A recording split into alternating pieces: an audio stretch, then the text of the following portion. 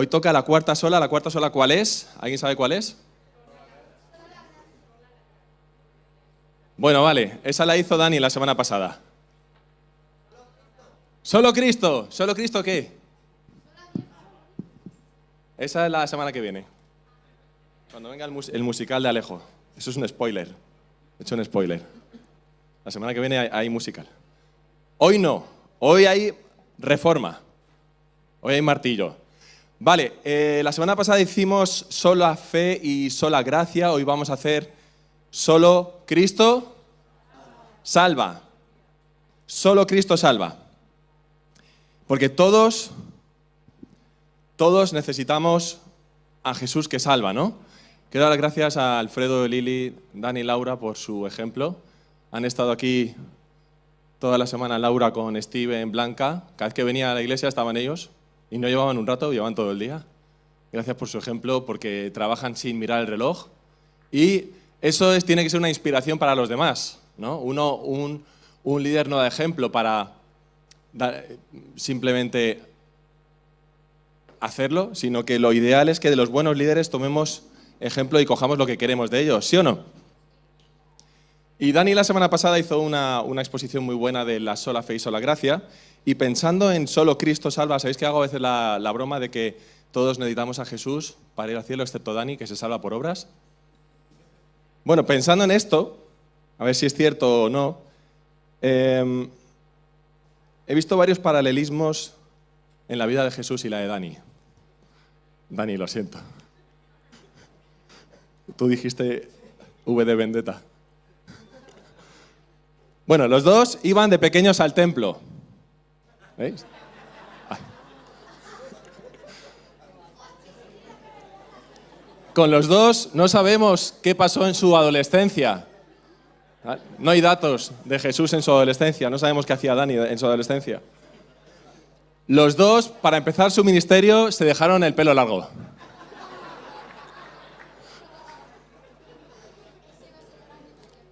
Los dos tenían cara de no haber roto nunca un plato.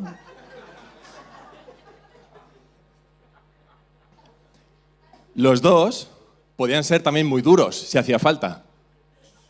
Bueno, este no es Jesús, pero bueno, pegaban mal la foto esta, lo siento.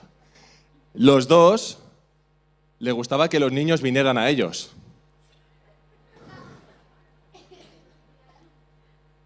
A los dos les gustaba la vida rural. Ya sabes, a Dani le gusta pasear al perro. Y los dos les gustaba dormirse cuando menos lo esperaba alguien. ¿Vale? Ahí veis a Dani. He buscado fotos de Dani dormido y he encontrado más de 15. Dani, eres un filón, tío. Pero también le pasaba a Jesús, ¿no? Aquí le veis en la barca. Ahí, Jesús dormido en la barca.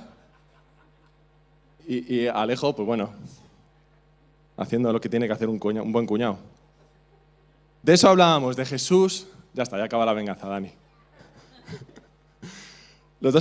Estos son los paralelismos de Jesús y Dani. Hoy nos vamos a centrar en Jesús salva. En 1517, contaba Dani, en la iglesia de Wittenberg, Martín Lutero clavaba las 95 tesis. ¿Alguien las ha leído? ¿Les habéis echado un vistazo? Alejandra decía el otro día, si es que son súper breves. Se habla mucho de ellas, pero te las lees en 15 minutos. Son sentencias. Una tesis es una afirmación que haces y luego haces una argumentación de por qué dices esa tesis. Y esto no fueron las únicas tesis que hizo Lutero. 6 meses más tarde, en Heidelberg, que es una preciosa ciudad medieval alemana, muy recomendable para un viaje de pareja, os lo digo, hay vuelos baratos a Frankfurt, si queréis sorprender a vuestra pareja, es un pequeño desconocido, pero una joya. En esta ciudad, Martín Lutero explicó las 28 tesis acerca de la salvación, de por qué solo Cristo salva. No penséis que ahí acabó el debate. A Lutero no lo excomulgaron hasta 1521, 4 años más tarde de que empezara todo el debate. 4 años estuvo debatiendo Lutero dentro de la Iglesia Católica hasta que por fin le excomulgaron. ¿Vale? No fue algo lento, o sea, no fue algo rápido, que él dijo algo y le echaron. No, fue un proceso largo donde él afirmaba cosas que él descubría en la Biblia, debatía con otros, al principio era con otros monjes agustinianos, otros frailes, porque era de la misma orden, y luego el debate se abrió. Pero tardaron 4 años hasta que fue excomulgado. Alguno dice, hay muchísima leyenda negra con la época medieval. Es una época que nos fascina, ¿no? Hay muchas series, muchas películas de esta época, pero también hay muchísima paja. Hay muchísimas mentiras que se dicen de esa época. Y una de ellas es que la gente era ignorante. Pongo un ejemplo, hasta el siglo XIX, hasta 400 años más tarde, no se recuperó el número de universitarios en las universidades europeas desde 1500 hasta 1900. O sea, desde 1500 hasta 1900, sí. Hasta 1800 no se recuperó el número de estudiantes universitarios que había en la Edad Media. Quizá ese concepto de racionalismo, humanismo, renacimiento, época de la Ilustración, no tiene tanto de verdad como sí de propaganda. Hay datos que sugieren otras cosas. Entonces, esto es también una defensa de cómo se lo tomaban de en serio cuando tenían un debate teológico, llevaban el debate a la universidad. Y ahí había cientos, miles de estudiantes que participaban en estos debates. Y nosotros hoy vamos a resumir, como no tenemos tanto tiempo como Lutero, que a veces me hace gracia porque las tesis, lo he dicho, son una frase. No es que esté escribiendo un libro, es que él escribe 28 tesis, las de la salvación también se leen en 10 minutos. Las escribe y venga, me voy que es que tengo que sacar a la mula. O es que tengo el sexto hijo, está malito. Es decir, no le daban tantas vueltas. Tuvieron el debate y luego se iban y volvían al año siguiente. Y hoy vamos a hacer las 8 tesis. Las 8 tesis de Alcalá. Voy a necesitar ayudantes que me ayuden a clavarlas en las columnas. ¿Alguien me ayuda? Venga. Es que miro siempre para allá porque es que siempre se presentan. Vale, quiero que uséis un poco de Blue Tack y ¿sabéis cómo ponerlo? Se estira un poco el Blue Tack, ¿vale? En las columnas blancas. No pasa nada, tu madre está con los preados, así que no puede decir nada hoy. Voy a hacer como Amparo y Alfredo. Cuando venga ya se encontrará la Biblia aquí puesta. Vale, lo ponéis en la columna, ¿vale? Si os falta un poco más, y le dais un par de martillazos para que no se mueva. Vale. A ver si qué tal funciona el experimento. Venga, ahí en la primera, a ver. Pega fuerte, fuerte. Hay que apretar bien. Un poco más. Vale, ¿qué pone ahí, David? Pone tesis 1, solo Cristo salva a todos y a todo. Hemos añadido a todos y a todo. ¿Por qué? Porque la Biblia dice, lo que hacía Lutero siempre, explicaba con la Biblia por qué decía esa tesis. Esta es la declaración, personalmente creo, la más polémica de todo el cristianismo. Porque pocas religiones dicen que solamente una figura muy concreta es la única verdad. Y Jesús es bastante exclusivista, dice, yo soy el camino, la verdad y la vida, nadie viene al Padre sino por mí. Hay unas encuestas, hay un organismo que se llama Pew Research, que hace muchas encuestas acerca de las creencias de la gente. Y en Estados Unidos, el 58% de cristianos piensan que otras religiones pueden llevar a la vida eterna. Si te enfocas solo en los católicos, un 72% de católicos piensan que otras religiones pueden llevar a la vida eterna. Y un 40% de adultos piensan que aunque no creas en Dios, puedes ir al cielo. Solo un 17%, uno de cada 5, piensa que no hay vida después de la muerte. Vale, esto es un problema, porque tiene unas implicaciones, lo que tú crees tiene una implicación en tu actuar, tiene unas implicaciones bastante problemáticas. Es verdad que tienen razón en una cosa, el cristianismo no salva. ¿Qué dice la tesis? Solo Cristo, no el cristianismo, solo Cristo salva. Hechos 4:12 dice, en ningún otro hay salvación porque no hay otro nombre bajo el cielo dado a los hombres en el cual podamos ser salvos. Gálatas 3:27. ¿Lo estás poniendo, Alex? Sí. Porque todos los que habéis sido bautizados en Cristo, de Cristo estáis revestidos. Ya no hay judío ni griego, no hay esclavo ni libre, no hay varón ni mujer, porque todos vosotros sois uno en Cristo Jesús. Este versículo es precioso. Con este versículo se defendió la abolición de la esclavitud en muchos países, Bartolomé de las Casas en España, Henry Dunant con la Cruz Roja a nivel mundial, en Inglaterra fue Wilberforce, usaban estos versículos como base para convencer a sus gobiernos de que la esclavitud estaba mal. No penséis que ahora, porque no hay esclavitud, al menos oficial, digamos en España, en otros países sí la hay, esto es algo raro. En la mayoría de la historia de la humanidad ha habido esclavitud. Somos la excepción. La gran mayoría de la historia ha habido esclavitud. Y este pasaje, por eso cuando cantamos somos libres, a veces dicen, bueno, sales a la calle y también la gente es libre. No demos por supuesto la libertad. La libertad fue un coste que se pagó y tiene un fundamento bíblico. No era normal. En el resto de la historia de la humanidad no era normal que no hubiese esclavitud. Lo normal era esclavitud. Bien, y un versículo más, dice Romanos 8:22, hemos dicho que salva a todos y a todo. Pone, porque sabemos que toda la creación gime a una, y a una está con dolores de parto hasta ahora. Y no solo ella, sino que también nosotros mismos, que tenemos las primicias del Espíritu, nosotros también gemimos dentro de nosotros mismos, esperando la adopción, la redención de nuestro cuerpo. Aquí dice, porque todos, la redención cuando venga Jesús. Dice, porque todos sabemos que toda la creación también gime. Cuando hablamos del discurso también ecologista o verde, también Pablo se adelanta y dice, la creación es una mayordomía que Dios nos ha dado, tienes que cuidar de la creación, no puedes destrozarla. Eso es otro tema aparte que hablaremos algún día, porque hay mucho que hablar de esto, pero la mayordomía de la creación también anhela a Jesús. Entonces vemos que Jesús no solamente salva al ser humano, sino que también redime a la creación. Qué interesante esto, ¿no? Solo Cristo salva. ¿Esto qué implicaciones tiene decir esto? ¿De qué salva Jesús? Lutac. ¿De? Bien, de la muerte eterna. Jesús salva de la muerte, ¿no? A ver, ayudantes. ¿Quién quiere clavar? Esta la podéis clavar si queréis ahí al lado de Susan. Hay que primero apretar esto y luego martillarlo, ¿vale? Venga, muchas gracias, Eric. Segunda tesis. ¿De qué salva Jesús? De la muerte. Dice Juan 14:47, el que oye mis palabras... ¿Cómo la de tener aquí al luteroso? Fuerte, que no caiga, ¿eh? Muy bien, vamos a ver si aguanta hasta el final. Muy bien, gracias, Eric. El que oye mis palabras y no las guarda, yo no le juzgo, porque no he venido a juzgar al mundo, sino a salvarlo. Y en Juan 6:35 dice, Jesús le respondió, yo soy el pan de vida, el que a mí viene nunca tendrá hambre, y el que en mí cree no tendrá sed jamás. Pero yo os he dicho que, aunque me habéis visto, no creéis. Todo lo que el Padre me da, vendrá a mí, y el que a mí viene no le echo fuera. He descendido del cielo, no para hacer mi voluntad, sino la voluntad del que me envió.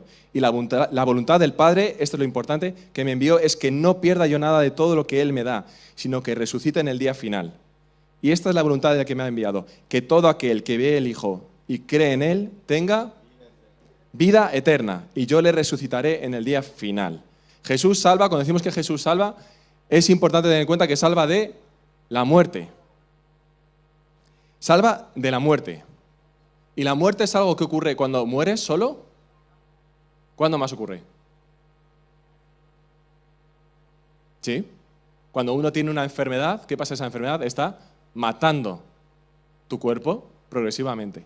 Y la Biblia hace un paralelismo de la enfermedad con el pecado y dice que lo que nos aleja de Dios nos va matando poco a poco. Entonces Jesús no solamente te resucita cuando mueres, sino que en vida te está salvando. Está evitando que te vayas muriendo. Un día pues dejaremos este cuerpo, nos pondremos en otro, como hacen las serpientes, y ya está. Easy, fácil. Pero hay que tener en cuenta, tesis 2, Jesús salva de la muerte. Aquí y en el más allá. Tesis 3, ¿qué pasa con otros? Yo tenía, de niño, me traumatizaba un poco que tenía personas en mi entorno que me decían, es que los católicos no se salvan, o es que esta denominación no se salva, o esta otra religión no se salva. Y yo no digo que sí o que no, lo que digo es, ¿qué dice la Biblia? A ver, un martillador. Venga. Tesis 3. ¿Qué dice aquí, Luis? ¿Qué tesis vas a clavar tú? No sé que otros se salvan. Me centro en mí y mi entorno. ¿Por qué? ¿Por qué decimos esto? La Biblia dice En Mateo 7:21, no todo el que dice Señor, Señor entrará en el reino de los cielos, sino el que hace la voluntad de mi Padre que está en los cielos. Muchos me dirán en aquel día, Señor, ¿no profetizamos en tu nombre y en tu nombre echamos fuera demonios y en tu nombre hicimos muchos milagros? Y entonces les declararé, nunca os conocí, apartados de mí, hacedores de maldad. Uf. Este versículo es fuerte, ¿no? Este versículo es fuerte, pero a mí me encanta. Y me encanta también, ¿sabéis que Jesús fue la inspiración? Apriétale bien y separa el blue tack ahí. Venga, tú puedes, Luis. No, al revés, aprieta con el dedo fijo. ¿Le ayudáis, chicos? Toma, si hace falta más. Vamos a poner una escena de un personaje que me gusta mucho, le tengo mucho cariño, y el escritor que hizo este personaje se inspiró mucho en Jesús para desarrollarlo. Alexia, ¿estás lista? Venga. Lástima que Bilbo no le matara cuando pudo hacerlo. ¿Lástima? La lástima fue lo que frenó la mano de Bilbo. Muchos vivos merecerían la muerte, y algunos que mueren merecen la vida. Podrías dársela tú, Frodo. No seas ligero a la hora de adjudicar muerte o juicio. Ni los sabios pueden discernir esos extremos. Qué bueno, ¿eh? Ni los sabios pueden discernir esos extremos. Dice en Romanos 2:12, dice, Dios juzgará por medio de Jesucristo los secretos de los hombres. Qué buena escena. Ojalá no nos encontremos nosotros ninguno en una tesitura de poder decir claramente quién, estos no se salvan, estos sí se salvan. La Biblia nos avisa de que esos extremos no son para nosotros. Lo que sí podemos hacer es centrarnos en nosotros. Nosotros sí podemos tener la conciencia, saber si somos salvos o no, y tenemos una responsabilidad con los que nos rodean. Pero no seáis ligeros, no seamos ligeros de mandar a alguien... Sí, exacto. No es algo que está en nuestras competencias, no está en nuestras capacidades, no está en nuestra sabiduría, no está en nuestra responsabilidad. Así que suficiente tenemos con lo nuestro, ¿no? Cada uno, antes de mandar a alguien al Hades o de mandar a alguien al otro lado, no nos toca a nosotros decir si tal persona o tal colectivo o tal otro son fruto de la condenación, arded en él. No, eso corresponde solamente a Dios, solo Él sabe dónde debe ir esto. No sabemos al 100%, dice la tesis, quién se salva y a veces las apariencias engañan. ¿Y qué pasa con la gente que no ha escuchado nunca de Jesús? Porque claro, ha habido muchas personas. ¿Esta pregunta nunca lo habéis hecho? ¿Qué pasa con las personas que no han escuchado hablar de Jesús? Claro, Jesús vivió en Galilea. ¿Qué pasa con el resto del mundo? La gran mayoría de la humanidad no conoció a Jesús en persona. ¿No es un poco injusto que solo Jesús salve y la mayoría de la gente no sabe nada de Él? ¿No os parece? ¿Nunca lo habéis pensado? ¿Y cuál es vuestra solución a este problema? Ya. ¿Y la gente que no ha tenido oportunidad? ¿Qué pasa con la gente que no ha tenido oportunidad de escuchar a Jesús? ¿Por ahí? ¿Alguien ha cantado bingo? ¿Qué pasa con la gente que no ha tenido la oportunidad de escuchar? ¿Se pierden porque no han tenido la oportunidad? Y nosotros sí la hemos tenido, qué injusto, ¿no? Pues la Biblia también da una solución a esto. Es un versículo, un pasaje que vamos a usar mucho hoy. ¿Algún voluntario? ¿Quién clava la cuarta tesis? Tesis 4, ¿qué dice aquí? Tesis 4. La conciencia habla a los que no han escuchado de Jesús. Muy bien. Dice Romanos, capítulo 2, versículo 12. Todos los que sin la ley han pecado, sin la ley también perecerán. Y todos los que bajo la ley han pecado, por la ley serán juzgados. Habla de la gente. La ley se refiere ahora en concreto al pueblo judío, ¿no? Que tenía la ley judía. Pues no son los oidores de la ley los justos ante Dios, sino los que obedecen la ley serán justificados. Ahora, vamos a ir a lo importante, al 14.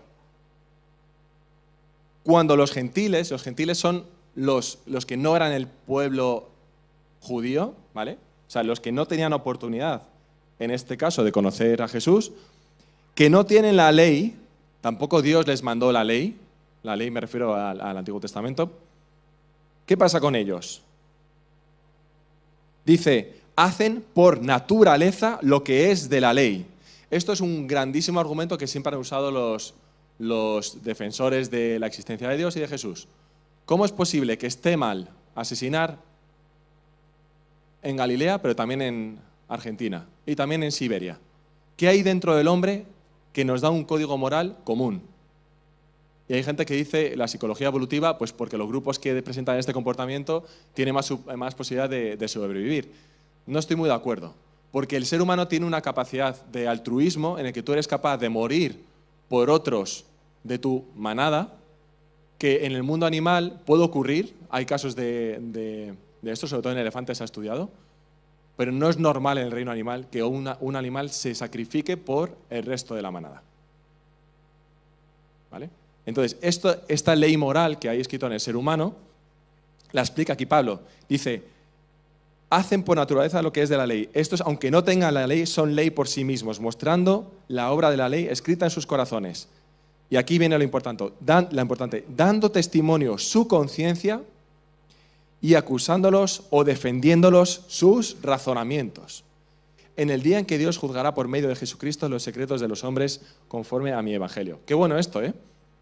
Dice, la conciencia les acusará o les defenderá lo que es sus actos. Pero esto, en otro momento dice, esto es una aproximación que no está mal. Luego vamos a profundizar más en esto, ¿vale? En los caminos que tienen las personas que no han tenido la oportunidad de conocer o escuchar directamente de Jesús. Pero aquí lo que ya nos está avanzando Pablo es que las personas que no han escuchado de Jesús tendrán a la conciencia que les acusa y les defiende guiando sus obras. Dani explicó la semana pasada que eso no es suficiente, que solo la fe y la gracia de Dios salvan a una persona y solo Cristo salva.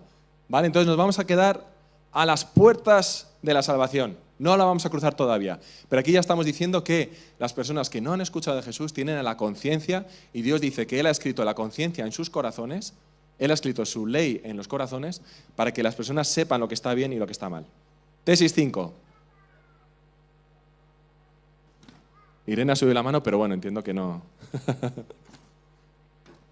Voluntarios, por favor.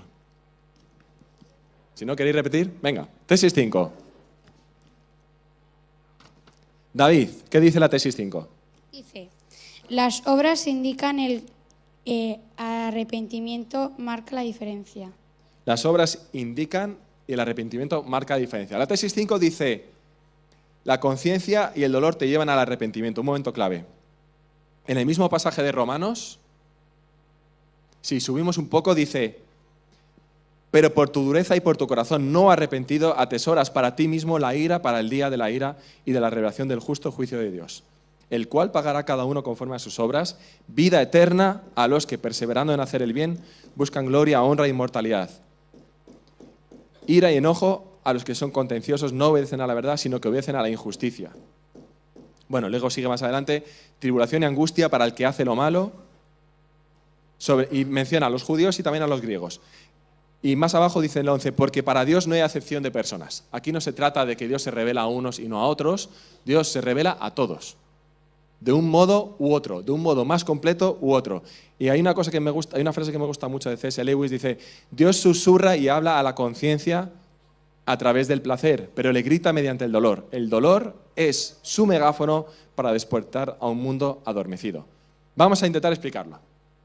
Hemos dicho que Dios habla a la conciencia, pero Romanos dice, por tu dureza y por tu corazón no arrepentido, atesoras para ti mismo ira para el día de la ira. ¿Qué significa? Que las personas que no han escuchado, y nosotros mismos también, todos tenemos conciencia a la que podemos obedecer o no obedecer. Cuando la obedeces, ¿qué ocurre? ¿Qué es lo normal? ¿Qué ocurre cuando intentas hacer las cosas bien?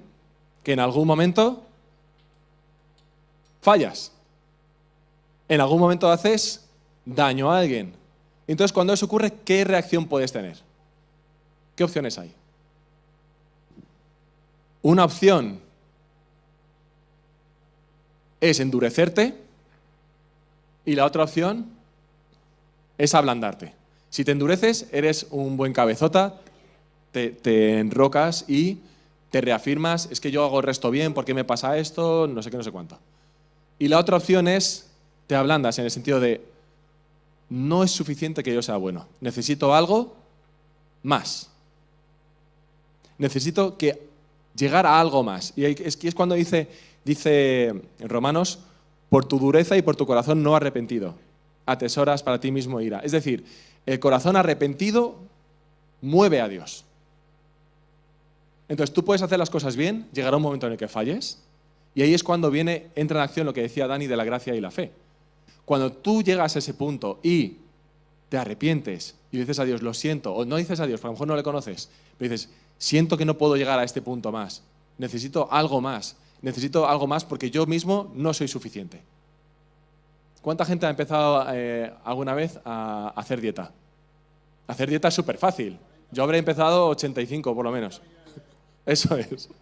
Como un chiste que decía, dejar de fumar es muy fácil, ya lo he intentado, ya he dejado de fumar 50 veces. Yo no he fumado, gracias a Dios, no he tenido ese problema, pero con las dietas sí, he probado 20.000 veces empezarla, después del tercer día, como el Señor, resucitan los deseos de azúcar, no consigo superar esa adicción y voy y agoto las palmeras de la Ahorra Más. Bueno, esto ocurre, entonces cuando eso ocurre, la reacción es, no, es que yo necesito las palmeras de Ahorra Más, voy a seguir, mi vida son las palmeras, o la otra opción es, ostras, yo solo no voy a poder, necesito ayuda. Yo no soy perfecto. Necesito que alguien me ayude con las palmeras, que son mi perdición. No me regaléis, porque me las voy a comer. Así que, la tesis 5 que está clavada ya, ¿no? A ver, 1, 2, 3, 5, ahí era esa, ¿no? Es, la conciencia y el dolor te llevan al arrepentimiento. El arrepentimiento es el momento clave en el que Dios se enternece, en el que Dios se ablanda. Dios ablanda cuando alguien dice, Señor, yo no soy suficiente. Esto nos lo comenta muchas veces Alfredo, ¿no? Cuando levanta las manos y dice, Dios, yo no soy suficiente, necesito de ti. Hay personas que no conocen a Jesús, muchísimas, que no han llegado a escuchar de Él, pero han llegado a ese punto. Han llegado a ese punto de darse cuenta de que necesitan de ayuda, de lo divino, de lo que sea, de ayuda exterior, porque ellos mismos no llegan. Así que, cuando hablamos de no sabemos quién se va a salvar, importante, una de las tesis, y hay personas que no han escuchado de Jesús que se van a salvar. La Biblia da argumentos de que esto puede ocurrir. Y no solamente eso, es que imagínate, si tú dices solamente la gente que ha escuchado hablar de Jesús y le acepta como Salvador, se va a salvar. ¿Qué ocurriría con toda la gente que ha vivido antes de Jesús? ¿Qué ocurriría con Moisés, con Noé, con Ruth, con Esther? ¿Qué ocurriría con todos ellos? ¿Se perderían? ¿Cómo justificamos? Pero por la ley todos son transgresores. Nadie se salva por la ley. ¿Cómo justificas que una persona antes de Jesús se pueda salvar? Ahí entra un problema. Os estoy poniendo estos casos porque cuando hablamos, no sé si os pasa, yo cuando hablo con mis compañeros de trabajo, con mis compañeros de baloncesto, lo que sea, estas conversaciones surgen. Y para una persona es una barrera muy grande acercarse a Jesús porque lo que hemos dicho al principio, mucha gente por pereza intelectual acepta que cualquier camino puede llevar al cielo, lo que hemos dicho al principio. Hasta un 58% de cristianos aceptan que otros caminos pueden llevar a Dios. Y esto tiene implicaciones, porque podemos estar haciendo un flaco favor, pensando que, bueno, como no entiendo las implicaciones de la salvación, pues, bueno, más o menos, si la gente es buena, pues todo el mundo se puede salvar. No sabemos quién se va a salvar, pero sí sabemos una cosa. La salvación es más amplia de lo que nosotros podemos o nosotros entendemos simplemente leyendo un versículo en el Nuevo Testamento. ¿Qué pasa con la gente del Viejo Testamento? Venga, ¿alguna sugerencia? Hemos dado antes una clave, creían, pero creer no es suficiente, pero va bien. Tenían la conciencia y hemos mencionado el arrepentimiento. ¿Qué pasaba con David cuando mató a su general? ¿Qué le pasó? Y Natán le llamó la atención. ¿Qué pasó con David? ¿Se arrepintió y dijo, Dios, este tiene el corazón conforme a mí? Y dices tú, pero si fue un desgraciado. Ya, pero se arrepintió de corazón. Entonces hubo mucha gente que se arrepintió y se acercaron a Dios. Pero lo que mola un montón, es que es increíble. Tesis 6. Eric, te ha tocado. ¿Me ayudas, David o Luis, a pegar esta? ¿Qué dice la tesis 6, Eric? Tesis 6. La salvación no tiene principio ni fin. La salvación no tiene principio ni fin. Este versículo es una pasada. ¿Alguno piensa todavía que Jesús nació en el siglo, o sea, en el año 0 o en el -4 o me da igual? Él ya existía. ¿Cuándo empezó a existir Jesús? ¿Vale? Y hemos dicho alguna vez que básicamente nosotros somos el proyecto de fin de carrera de Jesús. Somos como su doctorado. Kenny? Que el pobre no sale de la biblioteca. Pero nosotros fuimos creados por Jesús, dice Juan 1:1. El Verbo creó, Jesús nos redimió, nos salvó y Jesús nos redimirá. Él volverá. Es decir, todos los momentos importantes de la humanidad están protagonizados por Jesús. Somos como el proyecto, me gusta pensar, somos como el proyecto de fin de carrera de Jesús. Y bueno, es la acción de Dios, ¿vale? Nos lo llamamos Cristo. Entonces, ¿qué pasa con los de antes? 2 Timoteo 1:9 dice, ¿quién nos salvó y llamó con llamamiento eterno? Con llamamiento santo, perdón. No conforme a nuestras obras, sino según la gracia suya y la gracia que nos fue dada en Cristo Jesús. Importante, antes de los tiempos de los siglos. Dice, quien nos salvó y nos llamó antes de los tiempos de los siglos. Interesante. 2 Timoteo 1:9. Pues Dios nos salvó y nos llamó a una vida santa, no por nuestras propias obras, que nunca van a llegar a ese nivel, sino por su propia determinación y gracia. Nos concedió este favor en Cristo Jesús antes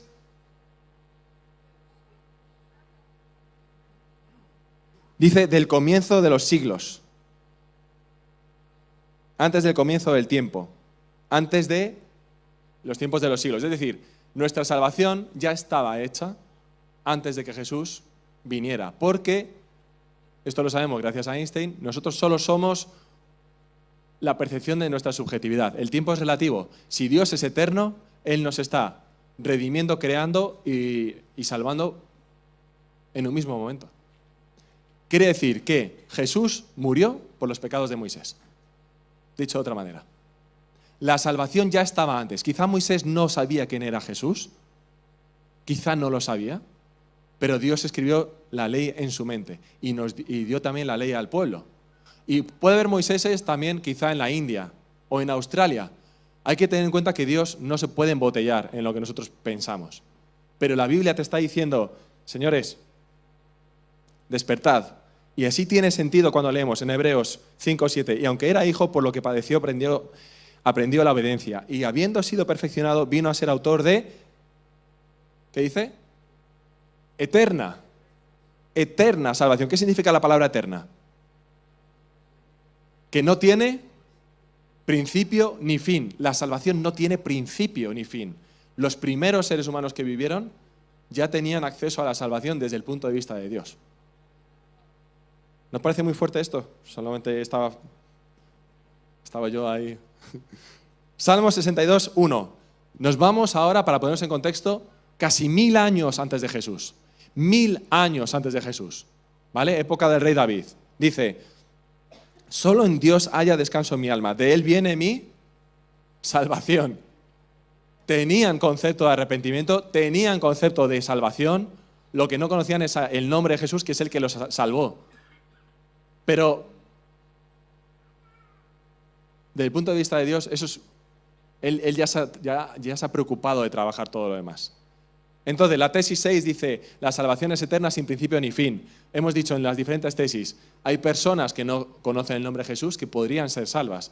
Hay personas que vivieron antes de Jesús que Jesús salvó. La Biblia da fundamento a ello. Y en Ezequiel 18:32 dice, porque no quiero la muerte del que muere. Esto ahora estamos hablando de 600 años antes de Cristo. Otra época. No quiero la muerte del que muere, dice Jehová el Señor. Convertíos, pues, y viviréis. Convertíos, el arrepentimiento, ¿no? Vamos a la 7, que esta es la última tesis. ¿No hemos puesto la 6 ya? Sí, la 6 es la de... Sí, la 6 es la salvación es eterna. La 7 es la que vamos a detenernos un poquito más. Voluntarios, por favor. Soy Lutero. Necesitamos a alguien que clave esta tesis, que yo estoy viejo ya. ¿Vale? Aquí veas texto es que está mal impresa, ¿vale? No, es que está mal impresa. Hay que imprimir que se vea esto, ¿vale? Martillo. La tesis 7 dice, todo confluye hacia Cristo y de Cristo todo diverge.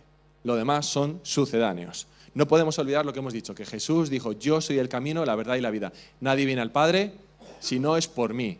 Y eso tenemos que tenerlo muy claro. ¿Por qué? ¿Cuántas religiones hay? Para aburrir. Hay una parte que me gusta mucho si te gusta leer un poquito acerca de religiones antiguas, aquí hay varios que les gusta, lo sabemos, ¿puedes poner la 13?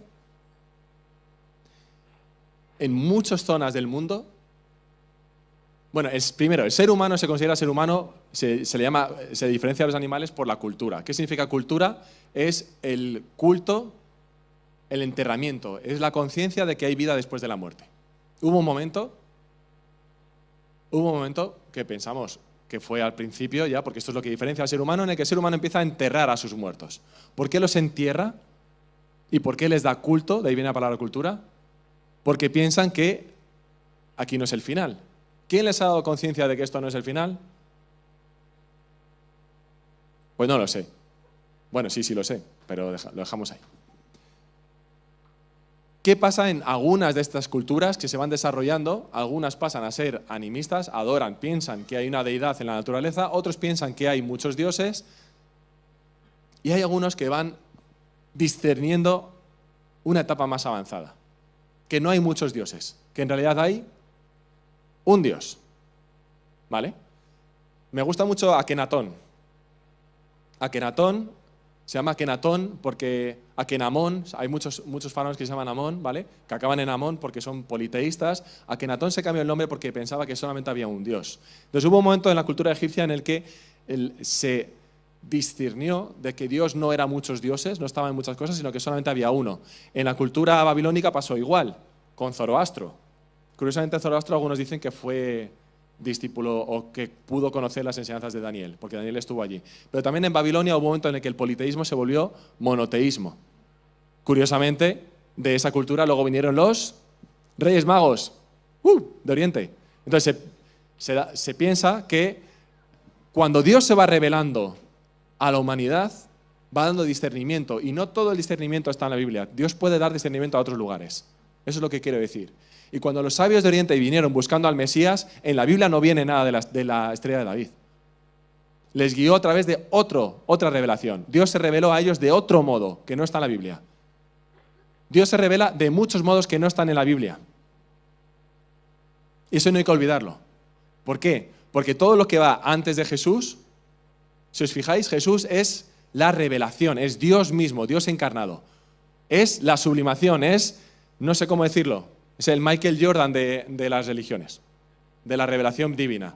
Entonces, todos los demás, en varios lugares del mundo, van teniendo discernimiento, sueños. Los judíos fueron elegidos, el pueblo israelí, para de su estirpe que nazca Jesús. Pero podría haber sido de otro lugar. Imaginaos que nace de los uigures en Mongolia. Molaría, ¿eh? Podríamos ir, en vez de a Jerusalén, iríamos a Mongolia de peregrinación. Eso que sería difícil. Podría haber usado otra cultura, Dios. Quiero decir que Jesús es la sublimación, es el momento perfecto de la humanidad. Todos los demás han podido tener discernimientos y hubo un momento que Dios dijo, ya está, os voy a enviar a mi Hijo para que os dé la revelación completa de lo que viene. Y a partir de él, lo demás.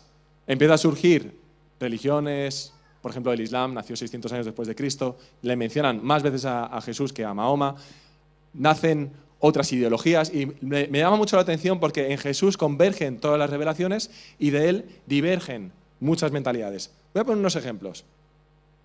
Aristóteles dice, la justicia no se adquiere a base de la repetición de actos, sino que se infunde por la fe. No digo que Aristóteles tuviese toda la revelación, digo que Dios se va revelando a muchos personajes. Dice Justino Mártir, que era un hombre nacido en el imperio en el año 100, justo después de Jesús, pero aún coetáneo, por ejemplo, al apóstol Juan, y él nació en una familia pagana.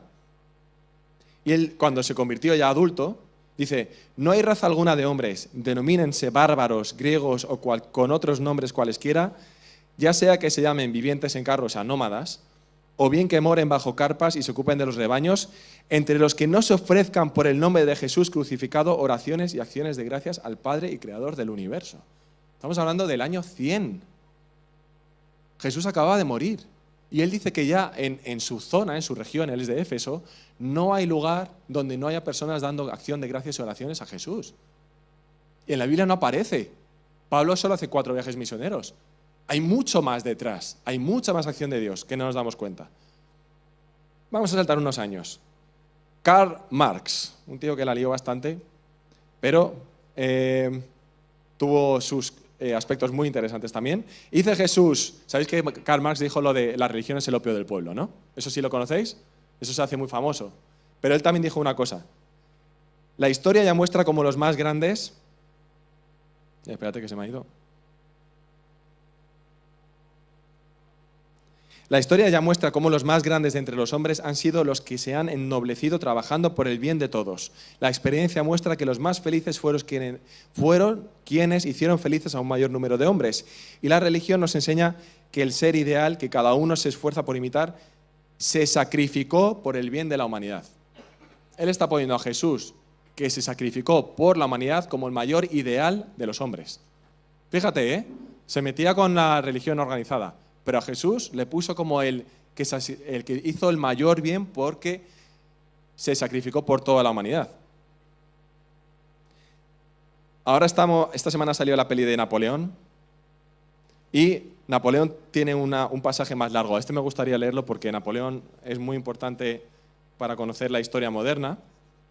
Él configuró en parte el mapa que tenemos hoy en día. Él dijo, conozco a los hombres y te digo que Jesús no es hombre. Nos manda a creer y no da más razón que sus temibles palabras, yo soy Dios. Los filósofos tratan de resolver los misterios del universo con sus disertaciones vacías. Necios, son como el niño que llora por tener la luna para juguete. Cristo jamás titubea, habla con autoridad. Su religión es un misterio, pero subsiste por su fuerza propia. Él persigue y exige de manera absoluta el amor de los hombres. El amor de los hombres, la cosa más difícil de conseguir en todo el mundo. Alejandro, Julio César, Aníbal y yo conquistaron el mundo, pero no tuvieron amigos. Yo mismo soy quizá la única persona de mi época que ame a Alejandro, a César y a Aníbal. Alejandro, César, Carlomagno y yo hemos fundado imperios, pero ¿sobre qué? Sobre la fuerza. Jesucristo fundó su imperio sobre el amor. Y en estos momentos hay millones que darían sus vidas por él. Uf, qué bueno, ¿eh? Yo mismo he inspirado a multitudes de tal manera que habrían muerto por mí, pero por ello era necesaria mi presencia. Ahora que estoy en Santa Elena, ¿sabéis? Su último fue 2 veces exiliado, esto es su segundo exilio y donde murió. ¿Dónde están mis amigos? Estoy olvidado, pronto a volver a la tierra y a ser comido por gusanos. Qué abismo el que hay entre la miseria mía y el reino eterno de Cristo. Aquel que es proclamado, amado y adorado y cuyo sino se está extendiendo por toda la tierra. ¿Es esto la muerte? Te digo que la muerte de Cristo es la muerte de Dios. Y dice, te digo que Jesucristo es Dios. Esto es una carta de Napoleón. Es bueno, ¿eh?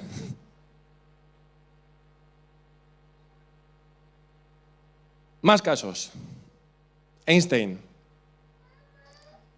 también sale cada 2 por 3 a la palestra con cartas que supuestamente niega algo. Dice, yo de niño recibí formación en la Biblia y el Talmud. Soy judío, pero estoy cautivado por la luminosa figura del Nazareno.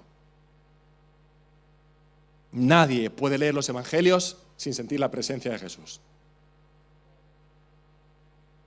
Su personalidad impregna cada palabra. No hay ningún mito que tenga tal vida. Apunté unos cuantos, ¿eh? A ver, son las 1:30. Gorbachev, el líder de la Unión Soviética, dice, Jesús fue el primer socialista, el primero en buscar una mejor vida para toda la humanidad. Muchos se atribuyen a Jesús. Jesús es inatribuible. Richard Dawkins, el ateo más famoso que hay hoy en día, No, a alguno le conocéis quizá por sus debates. Dice, un joven y carismático predicador que abogó por la generosidad y el perdón al límite de la subversión. No es sorprendente que lo crucificaran. Quiero decir que todo lo que vino después de Jesús puede criticar aspectos de la religión. Yo, por supuesto, nosotros también. Faltaría más. Pero con Jesús pasa algo. Se paran. Le reconocen. Tiene una autoridad increíble. Y por eso la tesis 7 que hemos puesto es: todo confluye hacia Cristo. Antes de Cristo, toda la revelación confluyó hacia Cristo. Gente de Oriente vino a adorarle. Poco después de morir, gente de Occidente le adoraban. Y después de Cristo, muchos atribuían lo que hizo este señor. Así que me gustaría acabar otra vez con Justino Mártir. Este señor que nació en el siglo I, en el año 100, justo en el límite, en el 1 y 2. Y él fue educado en una familia rica, pagana. Cuando tenía 33 años, paseaba por una playa en Éfeso y un anciano que nunca más volvió a ver, él dice, Justino Mártir, marchóse el viejo después de exhortarme a seguir sus consejos y no le volví a ver más. Mas inmediatamente sentí que se encendía un fuego en mi alma y se apoderaba de mí el amor a los profetas y a aquellos hombres que son amigos de Cristo. ¡Qué fuerte! Dice los que son amigos de Cristo, porque él vivió solo 70 años después de morir Jesús. Hubo gente viva que había convivido con Jesús. Juan, el apóstol, aún estaba vivo. Entonces él dice,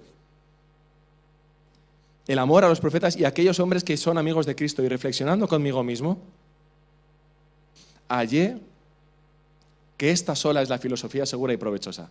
De este modo, pues, y por estos motivos, soy yo filósofo, y quisiera que todos los hombres, poniendo el mismo fervor que yo, siguieran las doctrinas del Salvador. Una carta a su amigo Trifón. Justino Mártir luego murió como mártir, por ahí viene la palabra mártir, le crucificó un prefecto romano. No le crucificó, le cortó la cabeza. Bueno, es más rápido, pero el resultado es similar. Y por él viene el nombre de mártir. Por eso me da a veces rabia cuando se habla de un mártir, cuando hablan de un mártir que mata a otras personas cuando muere. No, eso no es un mártir, eso es un asesino. Un mártir, Justino Mártir, murió sin matar a nadie. Murió poniendo el mismo fervor para que todos siguieran las doctrinas del Salvador.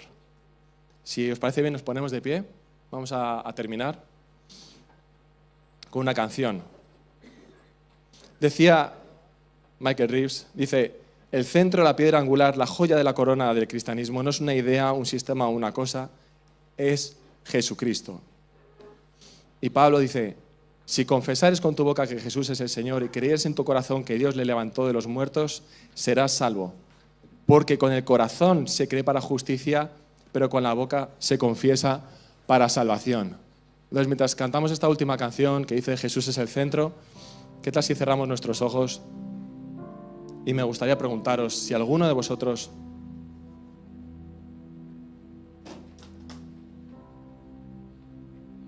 no ha confesado todavía a Jesús como su Señor, como su Salvador. Cualquier momento es bueno, no hay un mal momento para esto.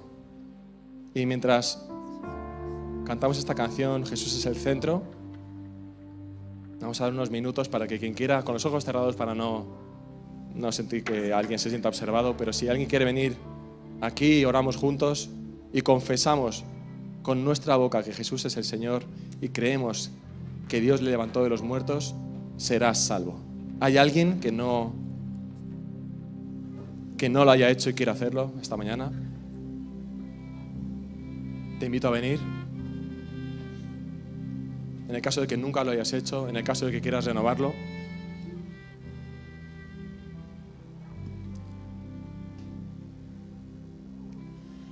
el centro de todo es Jesús.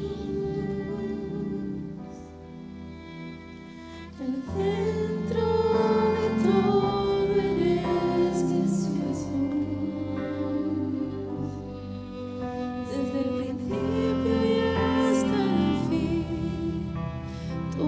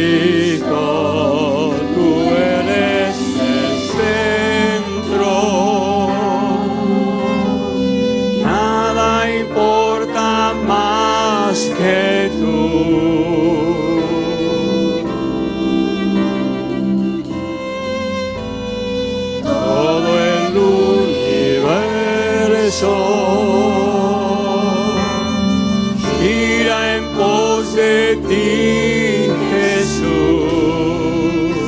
de ti, Jesús.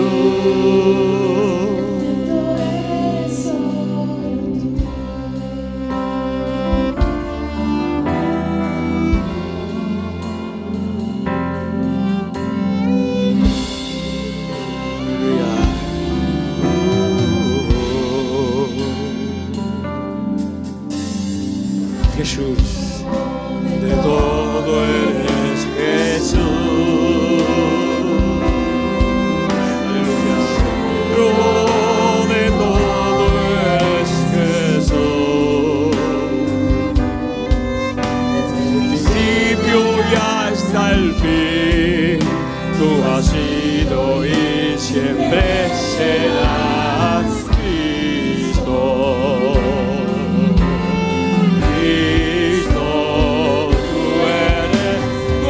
Centro, Señor.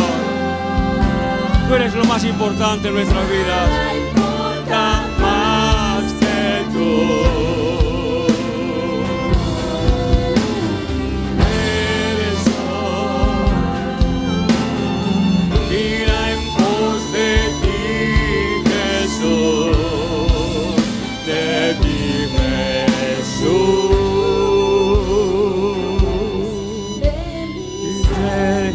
Hacia el cielo, Cristo es el centro, vida eres tú, si mi vida eres tú, en mi ser hasta el centro, Cristo es el centro, vida eres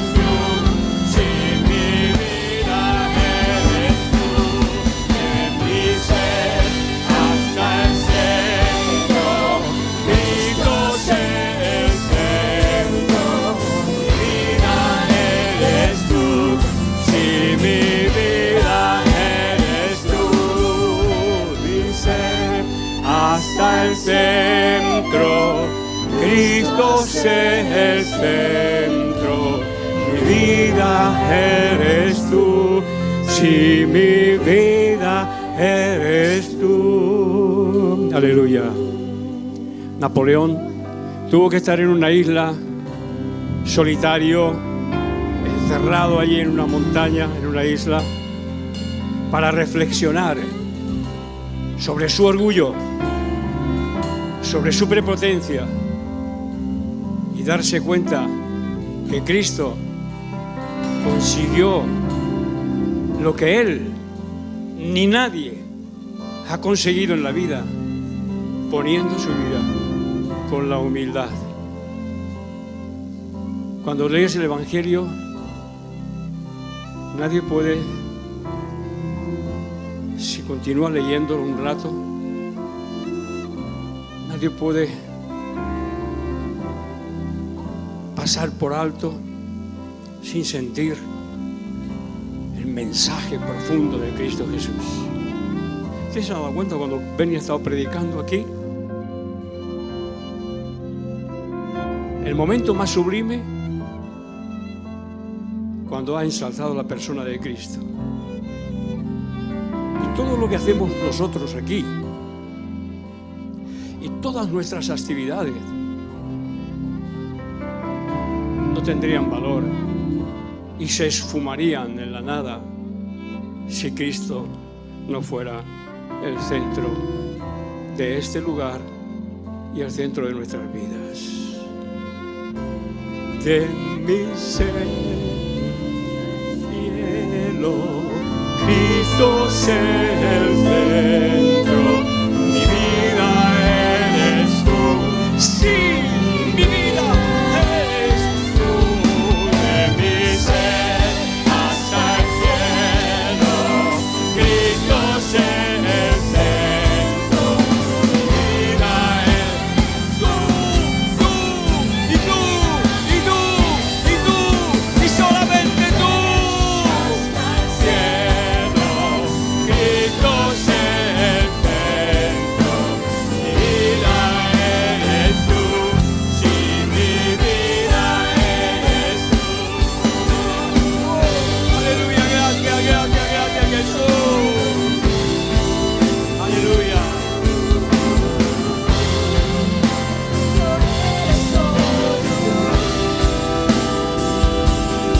gloria, gloria, gloria, gloria, gloria a Dios. Aleluya. Hasta. No me he animado a salir aquí. Estoy nervioso y tiemblo por el temor que me da de desviar mi vida y de no hacer lo que Dios quiere en cada momento. Digo, este lugar como el centro donde está Jesús. Y si alguno o alguna no se ha convertido y no se ha entregado a Cristo, no hay vida y no vale la pena la vida sin Cristo. Es una fantasía. Todos vamos a morir. Todos vamos a morir irremisiblemente. Pero Cristo es el que nos libra de la segunda muerte, de la muerte eterna. ¡Qué grande! ¡Qué grande! Y qué lástima que a veces tengamos que estar en una isla, presos, sin libertad, para buscar la libertad interior. Dios los bendiga. Y que la paz de Dios esté en cada uno de vuestros corazones. Y en los momentos difíciles y en los momentos en los que no sabemos qué hacer, podemos refugiarnos en nuestra isla de Santa Elena, en nuestro cuarto, en nuestra habitación, y pedirle a Dios gracia para enfrentar la vida y para aprender a vivir en humildad. Lo más grande y lo más difícil y lo que más nos cuesta conseguir, teniendo un ejemplo tan grande. Cristo, Cristo, Cristo, Cristo, solo tuyo. Dios los bendiga, gracias, no puedo más.